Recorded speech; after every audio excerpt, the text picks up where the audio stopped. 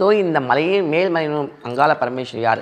எல்லாமே அன்னை பார்வதி தான். பார்வதியோட ஸ்வரூபம் தான் அத்தனை ஸ்வரூபம். காளி, நீலி, சூலி, சண்டி, பகவதி, பத்ரகாளி எல்லாமே அவள் தான். அப்படி இருக்கும்பொழுது முன்னொரு காலத்தில் தேவாதி தேவன் மும்மூர்த்திகள், அது எல்லாருக்குமே தெரியும். அப்போது பரமேஸ்வரனுக்கும் 5 தலை, பிரம்மதேவருக்கும் 5 தலை, சிவபெருமானுக்கும் 5 தலை. இது என்ன ஆகுதுன்னா, பிரம்மதேவருக்கு ஆணவம் ஒரு தலை தலைக்கு மேலே இருக்கிறதுல ஆணவ தலை ஆயிடுச்சு, ரொம்ப ஆணவமாயிடுச்சு.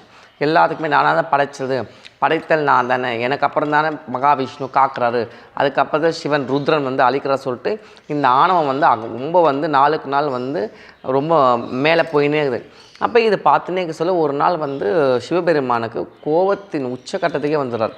அப்போ இந்த கோபத்தின் உச்சக்கட்டத்துக்கு வரும்போது சிவபெருமான் ரௌத்ரமான ரூபம் வருது. அந்த ரௌத்ரமான ரூபம் யாருன்னா கால பைரவர், அந்த பைரவர் ரூபம். அதே மாதிரி சிவபெருமானர் எத்தனையோ ருத்ரரூபம் இருக்குது. ருத்ரன் சிவன் தான், கால பைரவன் பரமேஸ்வரன், வீரபத்ரர் பரமேஸ்வரன், முனீஸ்வரன் சிவனோட அம்சம். அந்த மாதிரி நம்ம சொல்லிக்கினே போகலாம். இவங்களாம் ரொம்ப ருத்ரமான தேவதைகள். அப்போது ருத்ரன் என்ன பண்ணுறாரு, அந்த பரமேஸ்வரன் என்ன பண்ணுறாரு, சிவனோட அதாவது பிரம்மாவோட அந்த 5வது தலையை பிச்சு எடுத்துடுறாரு.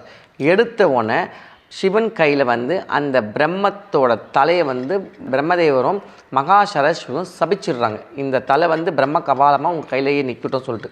அப்போ என்ன ஆகுது, பிரம்ம கபாலம் கையில் நின்ற உடனே என்னென்ன ஆகாரம் சிவபெருமான், இப்போ நம்ம எப்படி கையில் சாப்பிடணும், அதே மாதிரி சிவபெருமானுக்கு எத்தனை ஆகாரம் எல்லாரும் போட்டாலும் அந்த கபாலமே உள்வாங்கினே போது சிவனால் ஒன்றுமே பண்ணவே முடியல.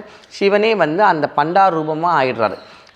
அதை தொடர்ந்து என்ன பண்ணுறாங்க, இந்த சரஸ்வதி தேவி பார்வதி தேவிக்கு சபிச்சிடுறாங்க. என்னென்னு, உன் புருஷன் பண்டாரமாக ஆகட்டும், நீ அகோர ரூபம் எடுத்து காடு மேடு வனவாசம் திரிஞ்சு ருத்ரமான ரூபத்தை எடுத்து நீ போய் பூமியில் இருக்கணும்னு சொல்லிடுறான் அம்மா.